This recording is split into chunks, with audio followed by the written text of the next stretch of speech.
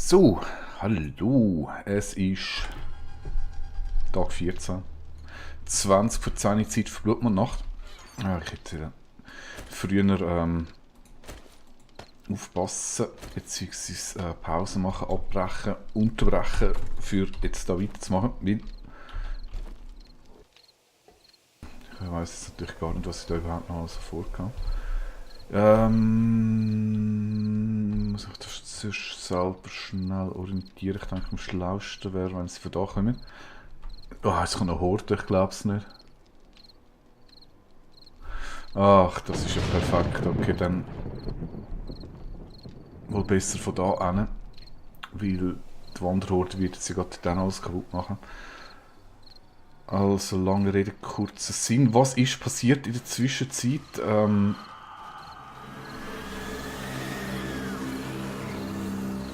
Ich schaue mal schnell, wo sie kommen.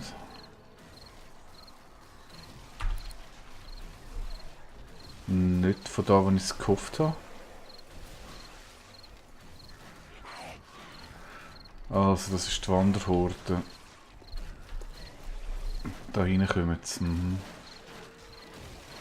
Ja, ist schade, da ist die Verteidigung schon ein bisschen beschädigt in der Ecke. Ich bin zu faul, um sie wieder aufzubauen. Weil ich plane bereits schon den nächsten Verteidigungsring. Sieht man ja da, dass ich da angefangen habe, Betonelemente zu legen.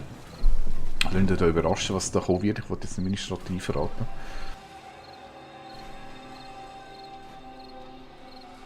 Ja, also, ich glaube, das sieht relativ übersichtlich aus. Ich denke, die zweite Horde, Blutmondhorde, wird jetzt auch noch nicht gerade so Polizisten und Zeug und Sachen kommen, von denen man gesehen, würde die Raketenwerfer vermutlich gar nicht brauchen. Ja, was ist passiert seit dem letzten Mal? Ich habe einen Zementmischer gebaut. Das ist jetzt nicht wahnsinnig spektakulär. Schauen wir schnell auf die Karte. Ich bin allerdings in den Süden gewandert und ich wollte meine zwei Schatzkarten die Schätze heben. Beides mal Pech gehabt. Beim ersten Schatz da unten ist nämlich gerade ein grosser, dicker Wolf auf dem Schatz oben gehockt. Das Risiko kann man nicht wieder antun. Und der zweite, den habe ich buddelt und buddelt und buddelt und buddelt und nichts gefunden. Ja. Muss ich dann wahrscheinlich noch das zweite Mal Glück versuchen. Dann nochmal zum Prüfen, Schatzposition. Oh ja, ich muss ja mich noch die Cheat-Vorwürfe stellen, die mir da unterstellt wurden, sind Lebensdauer vom Charakter. Wo sehen wir denn die? Da. Längstes Leben 15 Stunden, 22 Minuten. Das dürfte etwa so lang sein, wie ich spiele, kommt das an. Wenn ein Tag eine Stunde dauert, es fängt bei Tag 0 an oder bei Tag 1. Also es muss stimmen. Ich möchte mich da nochmal in aller Form von jeglichem Cheaten distanzieren, lieber Gamerocker. Das kommt wirklich nicht in die Tüte. Es wird nicht cheaten. Ich meine, theoretisch sind wir ehrlich, es ist möglich, ich könnte sofort unsere Konsolen eingehen, ich könnte da Debug-Modus aktivieren und dann entsprechend machen wir jetzt wieder raus. Und entsprechend dann die ganzen Godlike-Menüs, Flugmode und alles drum und dran. Ich könnte sogar das Kreativmenü öffnen. Das kann man nicht verhindern. Es ist einfach so, deshalb, ich denke mal, es ist einfach die Frage vom Fairheitsgebot, dass wenn man so eine Challenge mitmacht,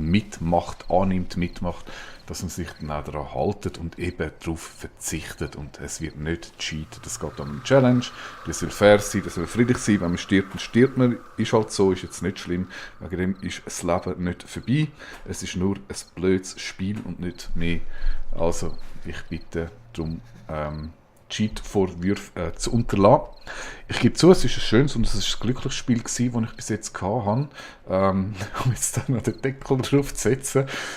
Gut, ich habe die Chats nicht gefunden, da habe ich schon gemeint, das Glück verlässt mich. Aber ich habe dann beim Airdrop, was es noch gegeben hat, es tatsächlich ein Büchlein drin gehabt, Minibikes for Dummies. Und du siehst es da unten, da ist mein Töffli.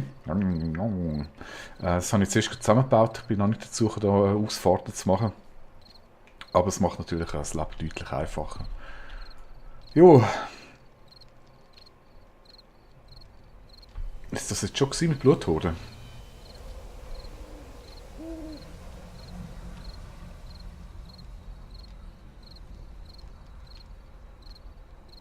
Was gibt das? Ich habe gar nicht angeschaut, das das Menü rein, muss ich da mal zugeben. Level, das sind die Dinge. Ach, stimmt, ja, im Standard-GUI sind so wichtige Infos gar nicht drin, darum habe ich da auch eine GUI-Erweiterung installiert, wo, ich meine, Temperatur, Durst, Hungeranzeige, warum dass man das nicht im Haupt-GUI hat, keine Ahnung, da hätte man immer drinnen müssen schauen, das ist recht mühsam. Und sonst zurückgelegte Kilometer, 45 Kilometer. Okay. Gut, die 3 Infos, die sind noch lustig. Habe ich bis jetzt gar nicht darauf geachtet. Schauen wir mal Skills, ich bin Level 37, das heisst, ich werde jetzt bald mal Beton ist Stahl schmieden. Was fällt mir da noch? Werkzeugschmied 6. Ja gut, das kommt automatisch mit Level 40. Dass ich dann nachher in die Zeitalter wechsle, das ist ja, spricht für sich selber. Und sonst sehe ich gerade nichts, wo... Hey, das kann ja nicht sein. Es ist jetzt Mitternacht und es geht nicht mehr abtun.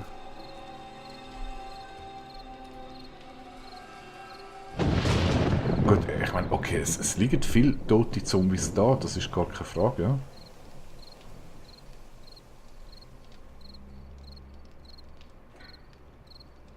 Ja. Gut, könnte schon sein, dass das etwa so die 64 Zombies sind.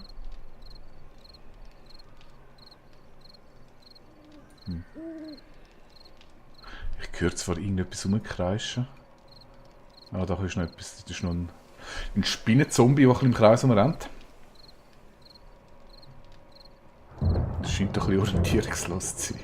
Da, jawohl. Da sind die Stacheln, genau. Schön aufspießen. Schön, brav, ich Spinne, brav, ja.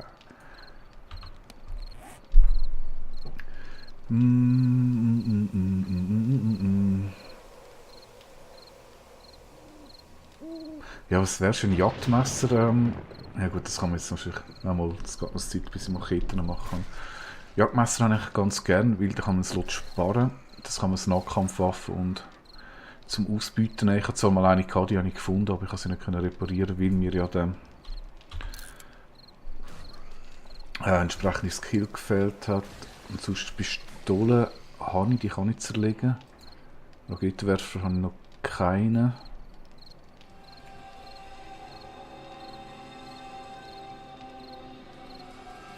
Ja. Jetzt müssen wir mal überlegen, was mache ich morgen. Was habe ich denn sonst noch so Quests? Ja, die beiden Schatzkarten muss ich vielleicht nochmal... Gut, bei der Schatzkarte kann ich eigentlich nochmal einen Versuch warten. Jetzt mit dem Töffel bin ich ja schneller drunter. Der Weg ist so ein bisschen komisch da, aber... Ah, dann habe ich da auch einen Weg zum Händler ohne Schwimmen. Das ist gut. Dann die X, die ich da markiert habe, das sind so Gebäude, wo ich vorbeigelaufen bin, wo ich nicht angeplündert habe.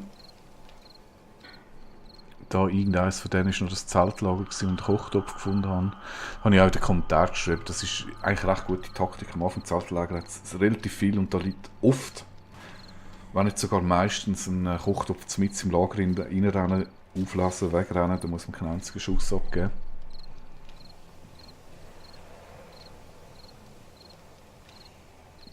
Ja, was habe ich noch? Ah, ich habe angefangen zu plündern, richtig. Noch nicht wahnsinnig viel das Shotgun-Messias, den habe ich jetzt mal gemacht, das Foto habe ich schon gehabt. Die da habe ich noch abplündert und in die Richtung habe ich angefangen und dann ist dann die Nacht gekommen.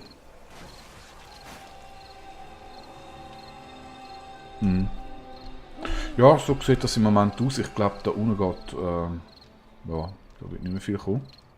Jetzt kommt halt noch so einzeln, die werden sich da alle selber aufpieksen. Das hat eigentlich wieder gut funktioniert.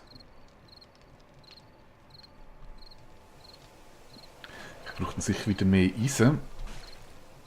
Ich sehe, ich habe eigentlich lieber die spitzen Stämme, die ich aufwerten tue. Die sind jetzt alle Eisen auf Maximum aufgewertet. Da kommt dann nachher noch die Stahlaufwertung, sobald das mal läuft. Aber da an dieser Stelle, ich muss sagen, es ist, also die Beschränkung auf eine Schmiede ist wirklich krass, lieber Gamerocker. Das finde ich echt krass. Weil ich meine, so eine Schmiede, sie muss Eisen herstellen, sie muss Munition herstellen, sie muss Spitzen für die Pfeile herstellen. Dann muss man noch Zement herstellen, plus jetzt nachher noch Stahl und das alles mit einer Schmiede. Das ist, das finde ich echt krass. Wirklich, da kommt man von den Baumaterialien nicht schnell vorwärts. Entsprechend kann es sein, dass ich da die Bauprojekte, die ich jetzt eingeplant habe, ein bisschen zu überdimensioniert sind. Ja, schauen wir mal. Also, ich sehe gerade, da läuft nichts mehr. Ich bin jetzt im Moment hauptsächlich am Zement herstellen, damit es da mit Beton vorwärts geht. Da ist der Betonmischer. Oh, und ich sehe gerade, ich habe fast keinen Bruchsand mehr. Ah, was machen wir mit dem Rest? Machen wir noch.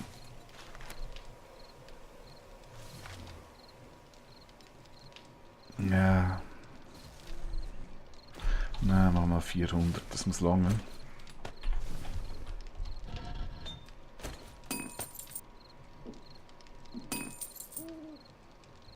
Nein, das muss lange. Dann, wenn ich schon gerade da bin, könnte ich eigentlich auch mein Pfeillager wieder, oder meinen Pfeilvorrat ein bisschen verbessern. Einfach damit ich möglichst wenig am mittragen muss, habe ich das Ganze da jetzt in der Basis gelassen und halt nochmal, wenn ich zurück bin, einfach wieder voll auf 250 aufpfeffern. Dann die Eisenspitze können wir auch noch verarbeiten. So.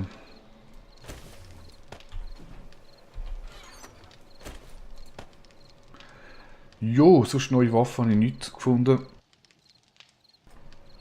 Auch sonst hat es jetzt nicht wahnsinnig viel gegeben. Ich habe das Haus natürlich noch aufgewertet, also auf das Pflastersteinzeug und ich glaube, ich habe es da wagen, mal rauszulaufen, damit man sieht, mal die untersten zwei auf Doppel- oder auf zweifach upgradeten Beton und der dritte haben dann auch mal angefangen mit dem Beton zu machen, so dass die ganze Basis etwas aushalten.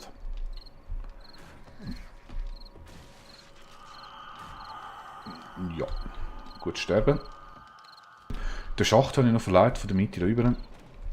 Hat das einen Grund? Weil ich möchte dann da eigentlich im Unterstock, da habe ich auch schon x Löcher aufgemacht und wieder zugemacht. Habe ich auch etwas vor, verteidigungstechnisch, was ich jetzt im Moment auch nicht verraten. Habe dann da nachher noch ein Loch, das in den Stollen runtergeht. Ich gehe jetzt lieber während der Nacht nicht runter. Keine Ahnung, da anfangen Zombies anfangen zu graben, möchte ich nicht unbedingt.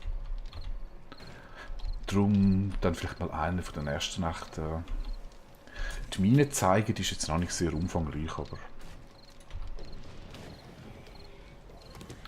ganz okay soweit.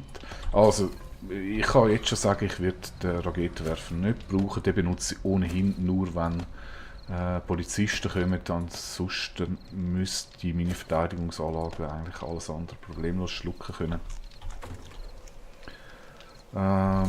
Das läuft, Tee haben wir, Wasser haben wir. Sieht soweit alles gut aus. Ja, und ich glaube, Blutmond Nacht wird jetzt auch nicht mehr bringen, wo da.